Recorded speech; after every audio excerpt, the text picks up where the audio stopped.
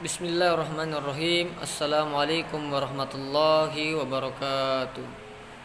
Alhamdulillahi rabbil alamin ala nikmatil iman wal islam. Asyhadu an la ilaha illallah wa asyhadu anna Muhammadan abduhu wa rasuluhu la nabiyya ba'da. Rabbi shrah li sadri wa yassir li amri wa hlul 'uqdatam min lisani yafqahu qawli. Oke, anandaku yang soleh dan soleha, selamat siang menjelang salat duhur. Ustaz harap kalian semua sehat walafiat, selalu tetap dalam keadaan iman dan takwa ya. Yakini bahwa Allah melihat kita. Karena Allah melihat semua yang kita lakukan, maka kita harus lakukan yang terbaik di hadapannya Allah.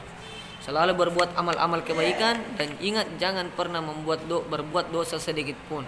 Karena ingat, sebelah kanan ada malaikat, sebelah kiri ada malaikat. Oke? Nah, yang selalu tidak pernah lupa untuk mencatat apa yang kita lakukan setiap hari. Oke, anandaku yang soleh dan soleha, langsung saja. Minggu lalu kita telah belajar tentang hari akhir ya, akhir zaman. Nah, ingat ya, hari akhirat itu adalah hari pembalasan, hari kebangkitan.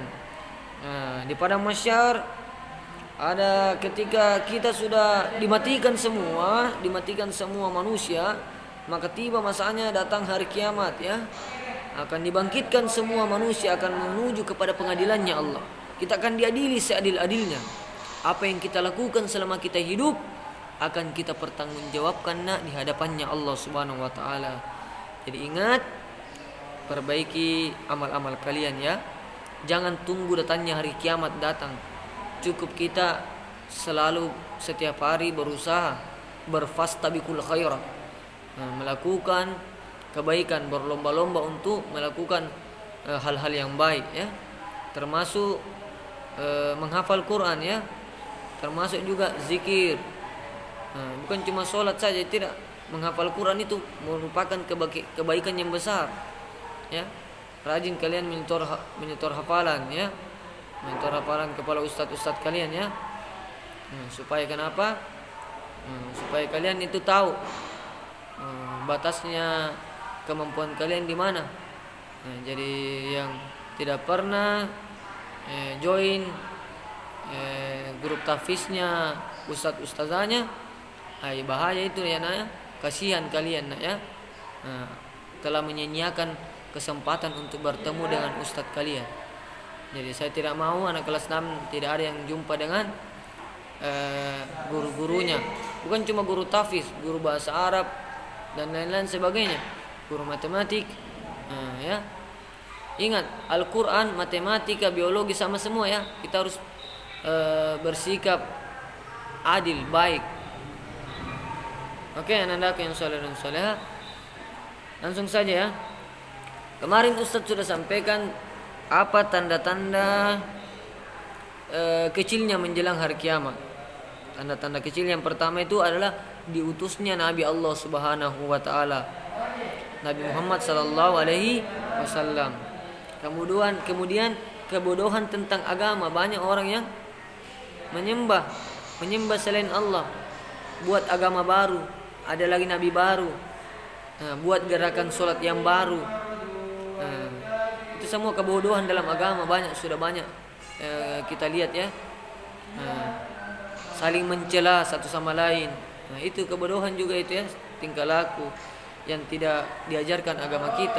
Tapi banyak saudara-saudara kita agama Islam yang seperti itu, saling mencela. Dia tahu kalau agama Islam tidak mengajarkan itu nak. Tidak diajarkan orang untuk saling mencela, saling mengejek, tapi mereka lakukan itu. Itulah yang dimaksud kebodohan dalam agama.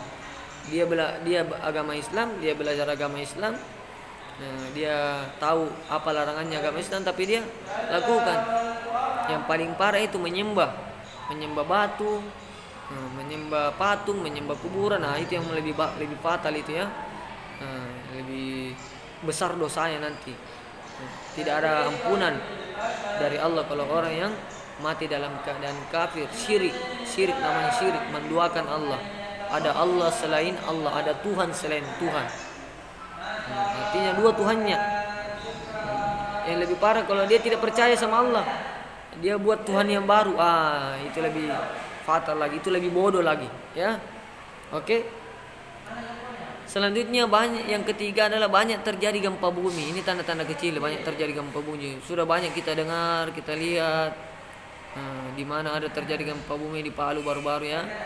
Kemudian waktu terasa pendek, tidak terasa hari Senin lagi, tidak terasa hari Selasa lagi, tidak terasa waktu berputar. Perasaan saya baru-baru kelas 6, kelas 1 SD, sekarang kelas 6, maka waktu berjalan begitu singkat, cepat.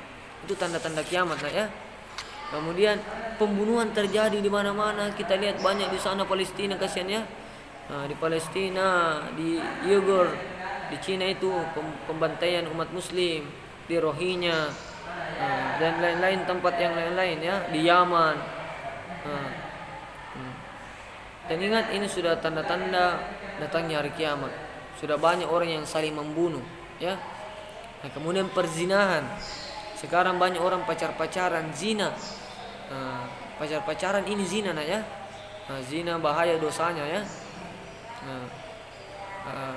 Makanya kita harus banyak-banyak istighfar kepada Allah Subhanahu wa taala, karena sudah banyak hal-hal yang aneh di sekitar kita ya.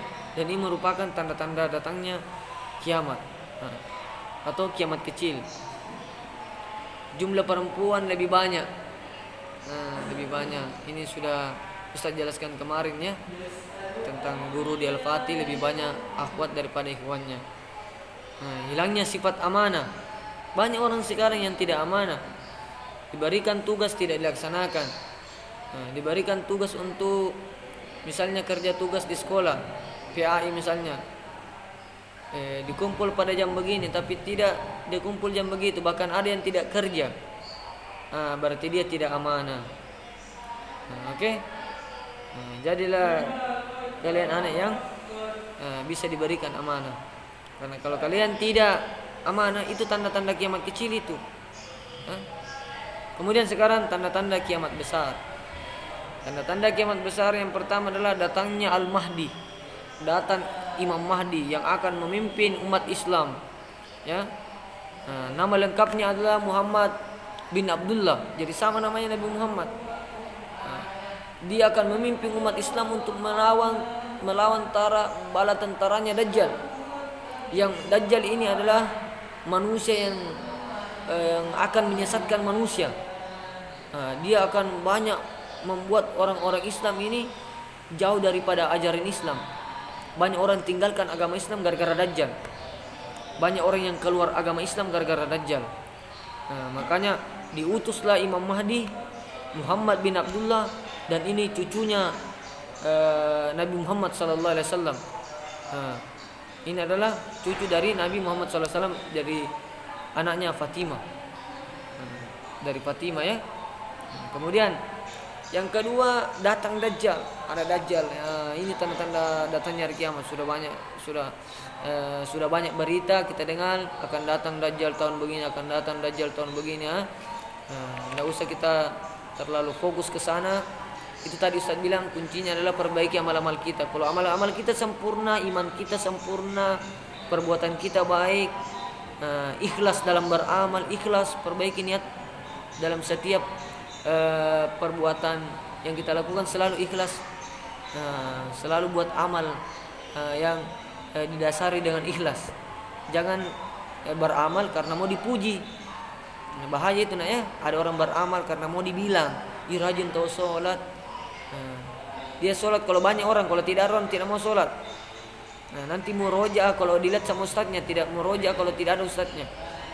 Itu sifat-sifat Dajjal itu, munafik ya.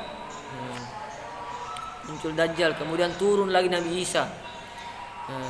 Dan Nabi Isa nanti yang akan membunuh Dajjal.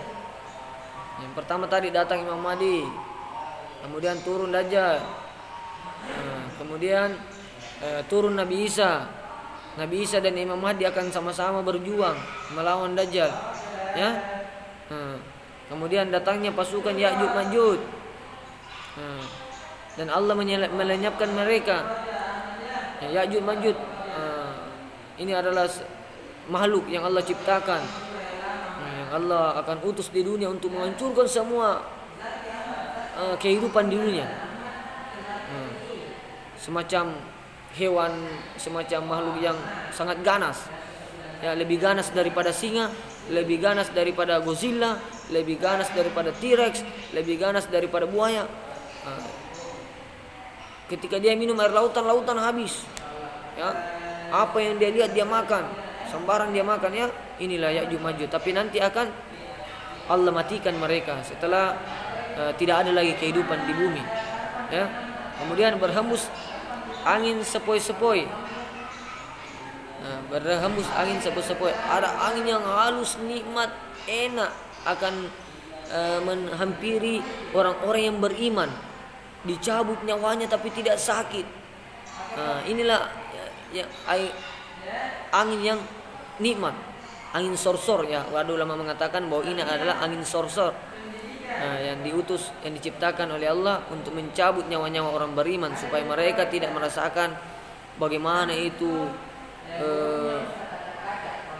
hari kiamat, tidak melihat datangnya hari kiamat. Jadi sebelum hancur dunia, maka terlebih dahulu Allah akan kirim angin untuk mencabut nyawanya orang-orang beriman. Ya. Kemudian matahari terbit di sebelah barat, kemudian terbenam di sebelah, tenggelam di sebelah timur. Sekarang matahari masih di timur, masih di timur ya, masih tadi pagi masih di timur ya. Waspada, hati-hati kalau matahari sudah berada di barat, muncul di barat, itu tanda-tanda hari kiamat akan datang. Kemudian nanti akan keluar hewan, namanya dabbah. Ada hewan nanti yang akan keluar, namanya dabbah. Dia akan berbicara. Dia bisa berbicara ya. Ada hewan yang bisa berbicara ya. Hewan melata. Hewan melata seperti apa ya? Kayak ular. Kayak ular dia itu ya. Kayak ular karena dia melata ya. Dia keluar dari bumi, dia akan berbicara. Masa ada ular bisa berbicara? Tidak ada ya. Itulah salah satu tanda-tanda kiamat. Ada berapa itu? Datangnya Imam Mahdi, datangnya Dajjal, kemudian turunnya Nabi Isa, kemudian datangnya Ya'juj Ma'juj, kemudian berhembus angin sepoi-sepoi. Ada nanti angin sepoi-sepoi yang datang menghampiri orang-orang yang beriman, dicabut nyawanya. Kemudian matahari terbit di sebelah barat, tenggelam di sebelah timur. Kemudian yang ketujuh, keluar dabbah. Ada 7 tanda-tanda kiamat besar. Kemudian kejadiannya hari kiamat terjadi secara menggemparkan. Jadi kejadian hari kiamat itu diawali dengan tiupan trompet dari malaikat Israfil. Tiupan trompet sangkakala yang akan ditiup. Suaranya keras, memekik telinga, hancur gendang telinga. Ya. Langit bumi dan seisinya akan hancur karena suara trompet ini, Masya Allah ya. Begitu dasarnya suara trompetnya, hancur dunia. Ya. Israfil meniupkan trompetnya 2 kali. Setelah itu langsung seluruh manusia dari Nabi Adam hingga manusia yang paling terakhir nanti akan dihidupkan kembali. Tiupan pertama penghancuran dunia, tiupan kedua akan dibangkitkanlah semua orang manusia yang mati dan dia akan diadili oleh Allah Subhanahu wa taala. Akan dimintai pertanggungjawaban apa yang ia lakukan selama ia hidup di dunia. Oke, anak-anakku yang soleh dan soleha, itu mengenai kejadiannya hari kiamat. Ada tahapan-tahapannya ya. Ingat, ada tahapan-tahapan hari kiamat. Yang pertama, sebelum kita memasuki hari kiamat, ada beberapa tahapan. Yang pertama itu adalah alam kubur. Jadi setelah datangnya hari kiamat, ada itu yang namanya alam kubur. Yang pertama itu tahapan hari kiamat adalah alam kubur. Di alam barzakh.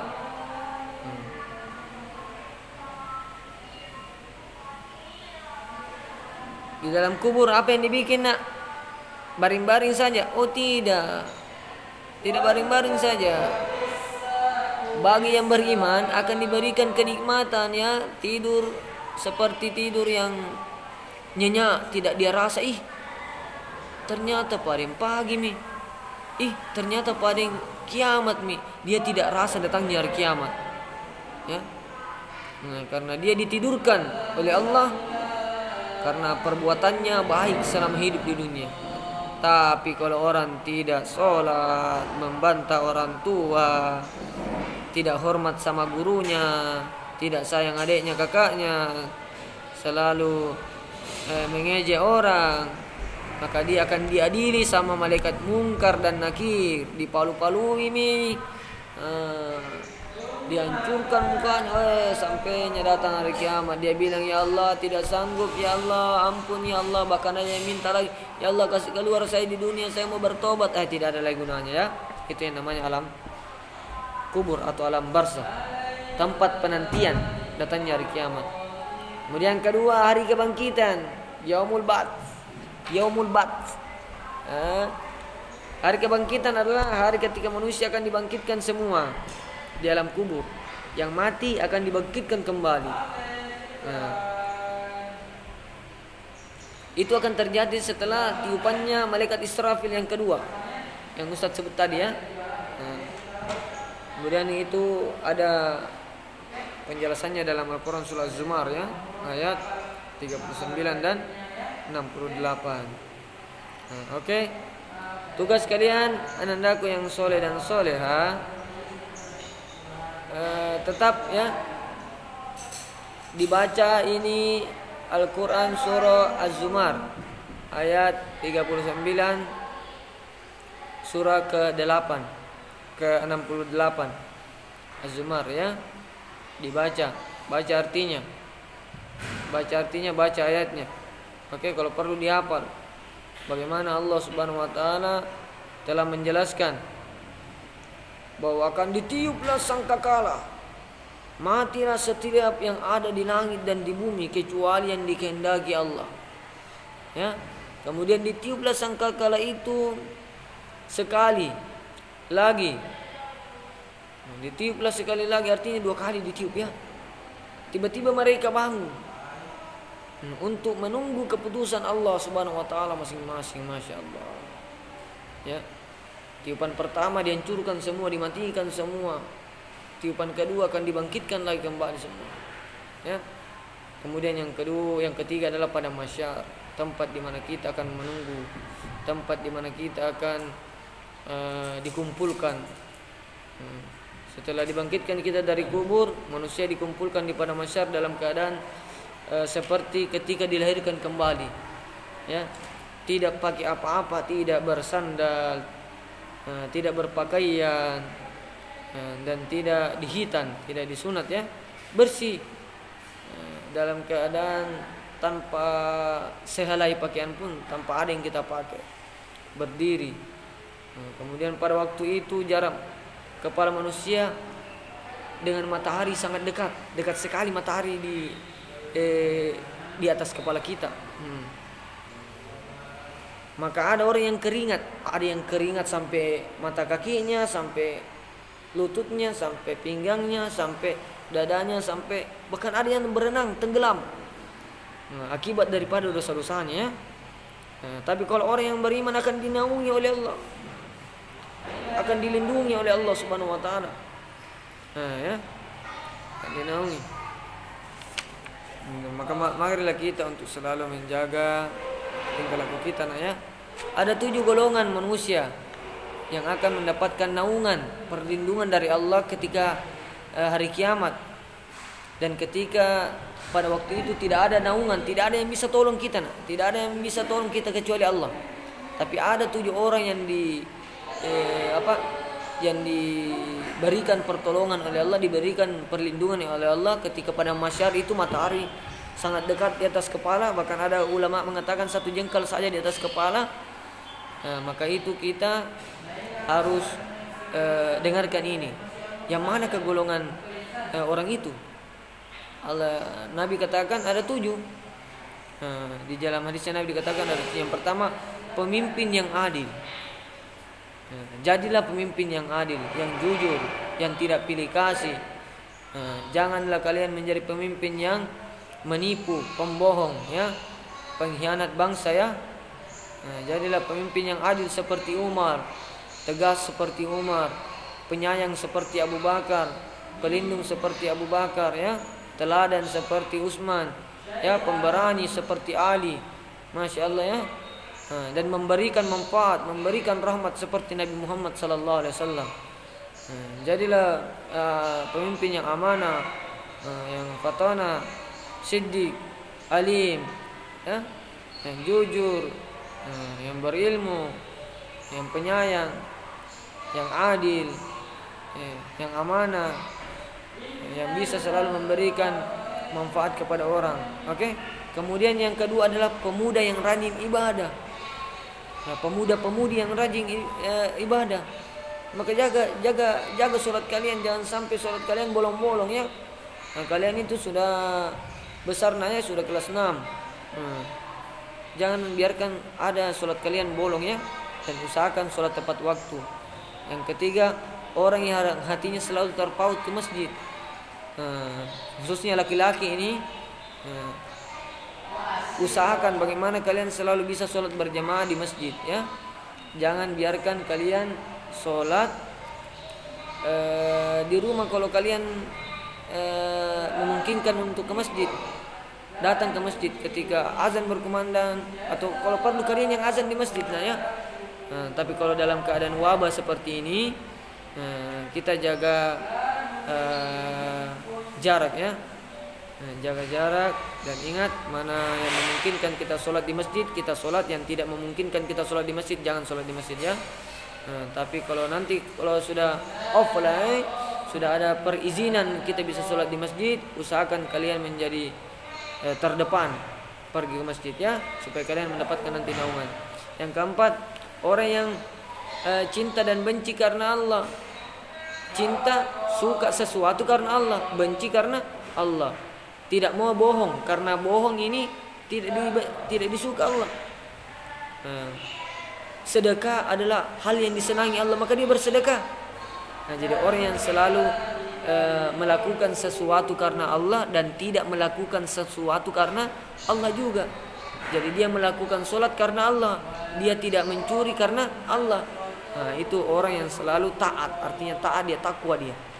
Yang keempat adalah orang yang benci karena Allah dan suka karena Allah. Yang kelima apa? Orang yang berani mengatakan dan berani melakukan, saya tidak bohong. Berarti dia tidak akan mungkin lakukan bohong. Ada juga orang berani dia katakan saya tidak bohong, padahal dia bohong.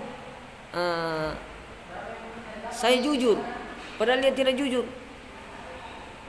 Jadi yang kelima adalah orang yang tidak berani melakukan maksiat karena takut kepada Allah. Maksiat, ya, maksiat itu seperti pacaran, maksiat yang lain, berbuat dosa, ya, dan lain-lainnya.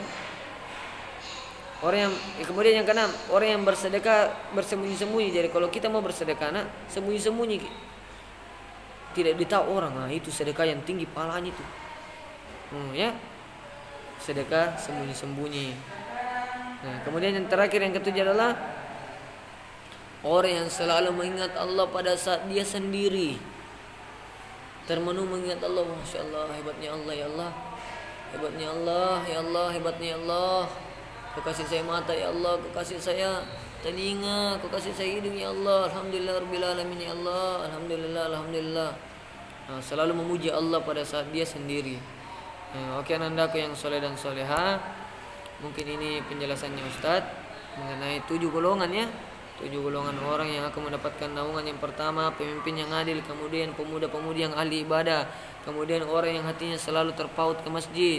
Kemudian yang keempat, orang yang cinta dan benci karena Allah. Yang kelima, orang yang tidak berani melakukan maksiat. Yang keenam, orang yang bersedekah sembunyi-sembunyi. Yang ketujuh, orang yang mengingat Allah pada saat dia sendiri, pada saat dia sunyi dan dia menangis, sedih, karena banyak nikmat yang diberikan kepada Allah, sementara kadang dia lalai, kadang dia lupa bersyukur kepada Allah Subhanahu wa taala. Bagi anda yang soleh dan soleha. Kemudian yang keempat, tahapan yang keempat adalah mahkamah pengadilan Allah. Akan diadili orang di sana nih ya. Kemudian di sana nanti kita akan diadili seadil-adilnya. Tidak ada orang yang bisa mengelak. Bukan saya, tidak ada, karena ada buktinya, ada catatan amalnya. Yang kemudian yang kelima, titian sirat. Kita akan melewati jembatan sirat. Kemudian jembatan sirat ini jembatan yang sangat tipis, satu rambut dibelah 7. Kemudian 500 tahun mendaki, 500 tahun mendatar, 500 tahun menurun. Wah, panjang perjalanannya. Kalau kita bagus amalnya, maka dia akan melewati jembatan sirat secepat kilat. Secepat kilat, sebelum berkedip, bahkan sebelum dia berkedip dia sudah di sebelah dia. Kecepatannya itu kalau dia rajin melakukan 7 amalan itu juga yang tadi ya. Kemudian terakhir, kita akan berhadapan pintu surga kalau amal kita bagus.